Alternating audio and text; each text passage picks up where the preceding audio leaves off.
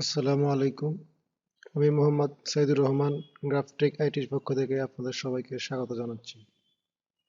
আজ আমি আপনাদের দেখাবো কিভাবে ফটোশপ অতি সহজে রিসেট করা যায়।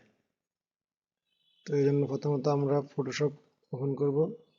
ওপেন করার পর দেখব ফটোশপ কাজ করার সময় অনেক ক্ষেত্রে প্রোগ্রামগুলো এলোমেলো হয়ে যায়। তো এক্ষেত্রে আমরা কাজ করতে অনেক ঝামেলা পোহাতে হয়। তো এই জন্য আমরা অতি তাড়াতাড়ি এটাকে রিসেট করতে পারি, রিসেট করে এটা সমাধান করতে পারি। এটা রিসেট করা অনেক সহজ। এটার জন্য আমরা প্রথমে যে কাজ করব, আমরা উইন্ডোতে যাব। উইন্ডোতে যাওয়ার পরে এখান থেকে ওয়ার্ক স্পেস থেকে রিসেট এসেনশিয়াল ক্লিক করলে এটা রিসেট হয়ে যাবে। এতটুকুই কাজ। এই কাজ করার পর আপনি অনেক সুন্দরভাবে ফটোশপ নিয়ে কাজ করতে পারবেন। ধন্যবাদ সবাইকে ভিডিওটি দেখার জন্য। যদি আমার ভিডিও ভালো লাগে তাহলে অবশ্যই চ্যানেলটি সাবস্ক্রাইব করে রাখুন পরবর্তীতে আপডেট ভিডিও পাওয়ার জন্য। আসসালামু আলাইকুম ওয়া রাহমাতুল্লাহ।